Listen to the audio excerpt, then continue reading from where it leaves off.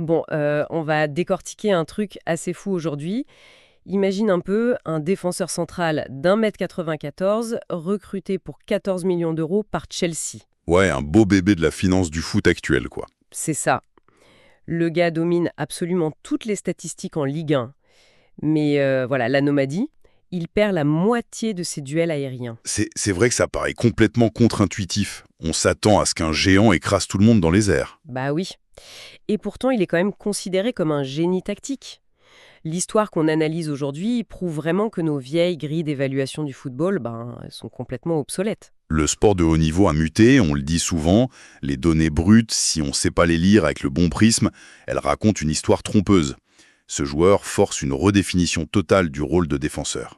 Franco-sénégalais est déjà champion d'Afrique. Pour comprendre la mécanique derrière ce prodige moderne, on a fouillé une belle pile de sources. On a une grande interview fleuve dans le magazine 11 Mondial, le numéro 379 de février 2026. On a aussi les communiqués très très austères du Chelsea FC. Toujours très clinique, ces communiqués. Exactement. Et à côté de ça, on a des articles passionnés de la presse sénégalaise, comme CineWeb, et bien sûr des analyses tactiques ultra pointues de chaînes YouTube comme Data Players et RTS Sénégal.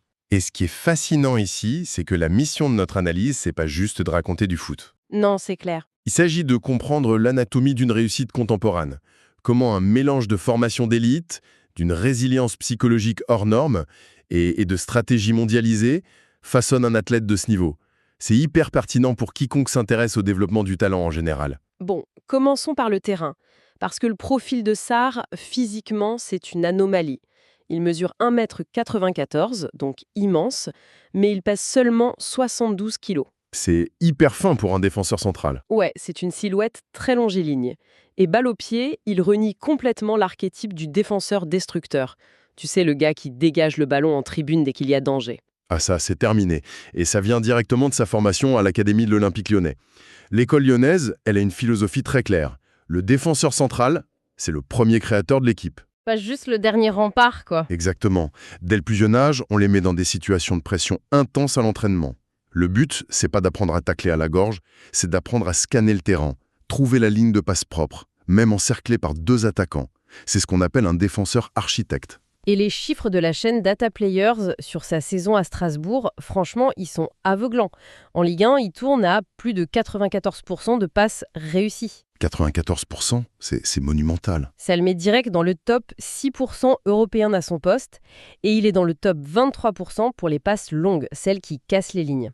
Mais la donnée qui m'a le plus choqué, c'est 75% de réussite en dribble. C'est le défenseur central qui touche le plus de ballons dans tout le championnat. C'est énorme. Moi, je le vois vraiment comme un chef d'orchestre, mais placé tout au fond de la scène. C'est une super analogie. Les équipes adverses aujourd'hui, elles pressent très haut. Donc si tu as un joueur capable d'éliminer ce pressing par un dribble ou une passe millimétrée depuis sa surface, tu déséquilibres toute la structure d'en face. Il devient un milieu de terrain supplémentaire. Mais alors, comment on explique cette fameuse anomalie dont je parlais au début? Le mec fait 1,94 m, mais il gagne qu'un duel aérien sur 2, autour de 50%. C'est quoi, un problème de timing? Un manque d'agressivité? C'est là que l'analyse de Data Players devient géniale. Si l'on relie cela au contexte global, le football moderne de possession préfère quoi? Un défenseur de l'ancienne école, il va sauter violemment, toucher le ballon de la tête à tout prix. Et souvent, ça retombe dans les pieds de l'adversaire. Voilà. Alors que Sarr, en bon architecte, il calcule le risque. Parfois, il préfère reculer d'un demi-pas. Il laisse l'attaquant prendre la balle de la tête, mais il se place pour intercepter la passe qui suit ou récupérer le deuxième ballon au sol. Ah ouais! Donc statistiquement, le duel aérien est perdu sur la feuille de match. C'est ça. Mais dans les faits, l'équipe de Sarr récupère la possession proprement. C'est beaucoup plus précieux qu'un coup de tête à l'aveugle. C'est super intelligent en fait. Et c'est précisément cette domination statistique qui l'a fait entrer dans la machine du modèle multiclub. C'est là que ça devient vraiment intéressant, mais aussi un peu vertigineux. Son parcours de transfert, c'est de la folie.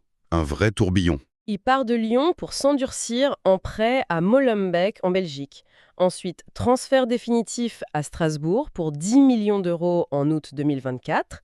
Et bim, en juin 2025, Chelsea le rachète pour 14 millions d'euros avec un contrat jusqu'en 2033. Et il le prête immédiatement à Strasbourg. C'est la fameuse stratégie Bluco. le consortium qui possède Chelsea et Strasbourg. Mais je vais faire un peu l'avocat du diable. Ce système, ça ressemble quand même grave à un tableau Excel géant, non? On déplace des jeunes prodiges comme des actifs financiers, surtout quand on voit qu'ils l'ont rapatrié à Chelsea en plein février 2026, juste pour compenser un chassé-croisé avec Aaron Anselmino qui partait dans l'autre sens. Je comprends tout à fait la critique. La marchandisation est évidente et très commentée. Mais si on regarde d'un point de vue purement sportif, ce laboratoire est parfait pour Sarr. Un laboratoire, Mhm. c'est-à-dire? Tu mets Sarr directement à Chelsea à 20 ans, avec la pression de la Première Ligue, il risque d'être broyé. Le banc de touche là-bas, c'est un cimetière pour les jeunes.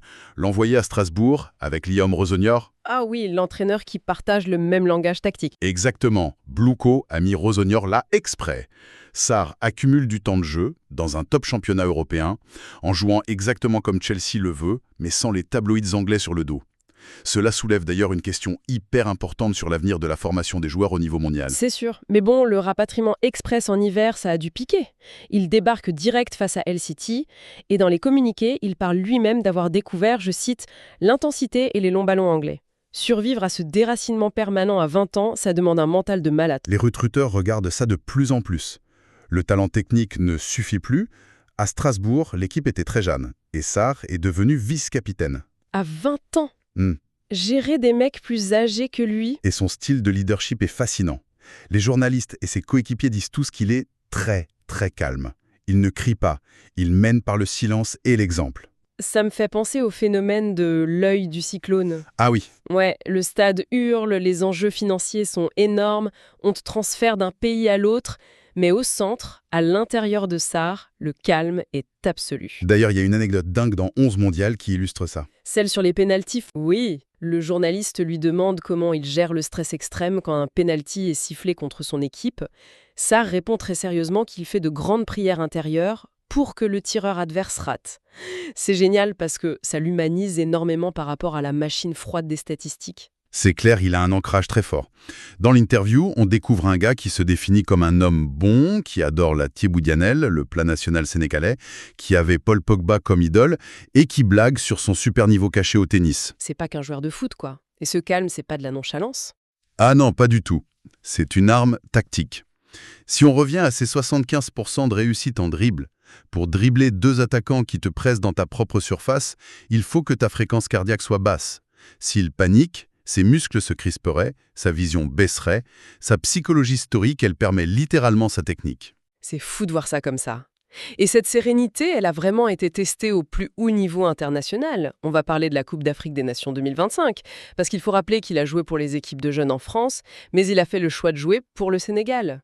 Un choix dicté par, comme il dit, le cœur et la raison. Bien sûr. L'ombre de son père a beaucoup joué, Pape Birahim Sarr, international sénégalais de la fameuse génération 2002. Les attentes de tout un pays étaient colossales.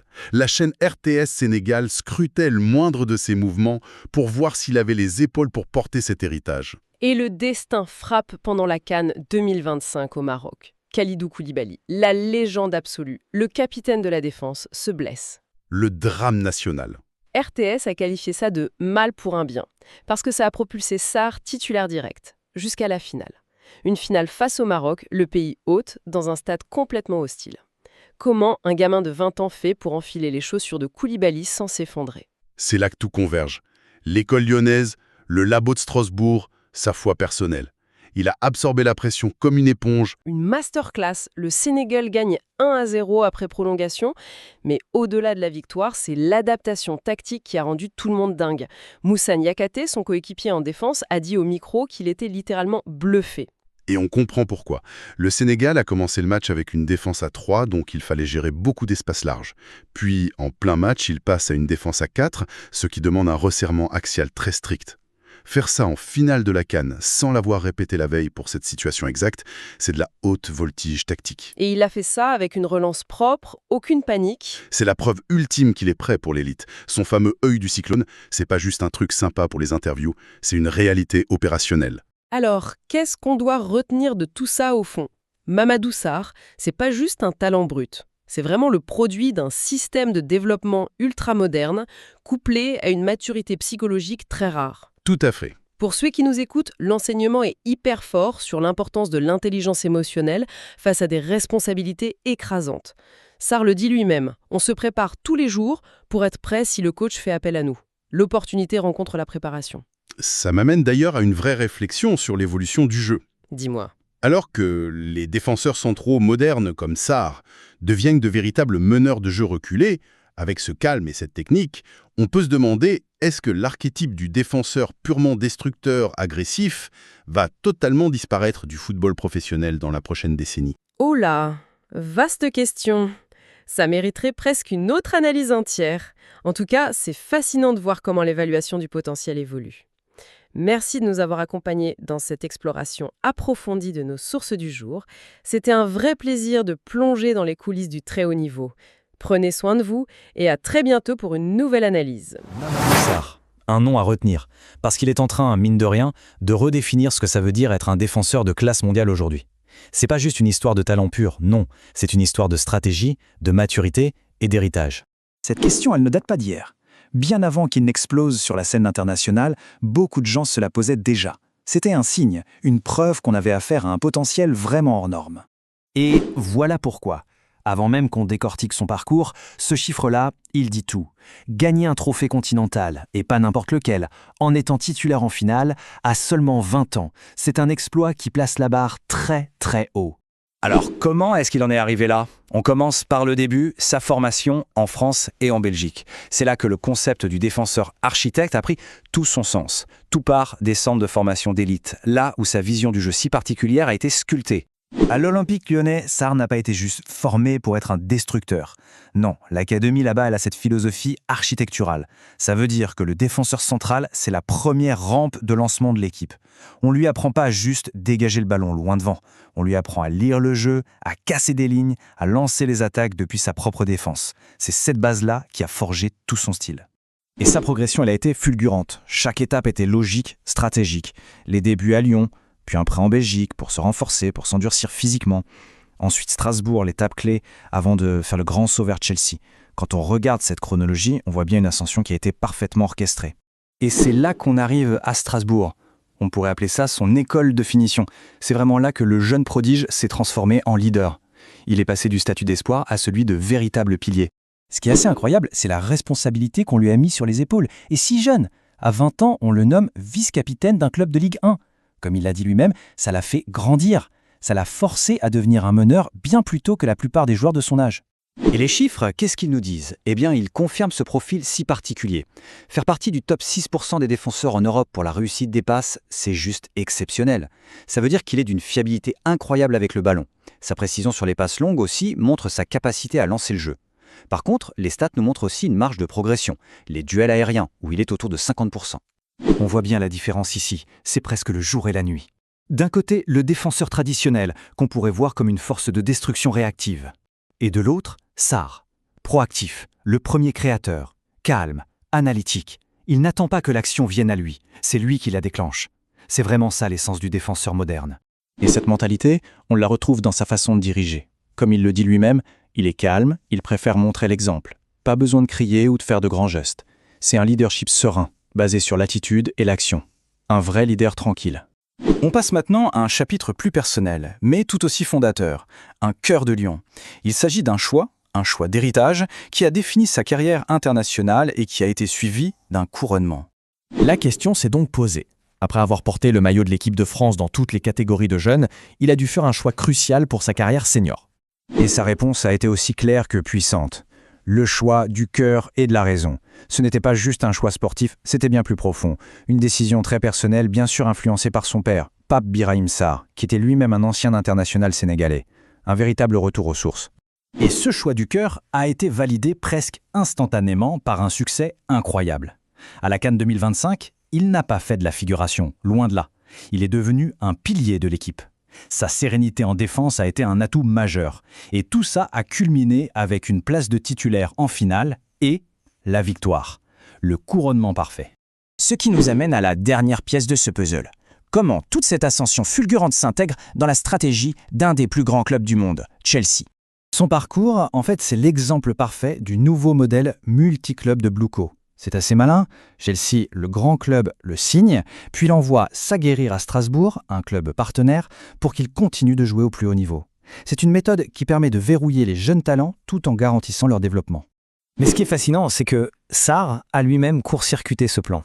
Ses performances à la CAN ont été tellement énormes qu'elles ont convaincu Chelsea qu'il était déjà prêt pour la Première Ligue, bien avant ce qui était prévu. Son talent a tout simplement fait exploser le calendrier. On boucle donc la boucle avec cette question, le parcours de Mamadou Sarr, ce mélange de formation technique d'élite, de développement stratégique et de maturité précoce. Est-ce que ce n'est pas tout simplement le modèle, l'archétype parfait du défenseur de demain? Une nouvelle référence est peut-être en train de naître, là, juste sous nos yeux.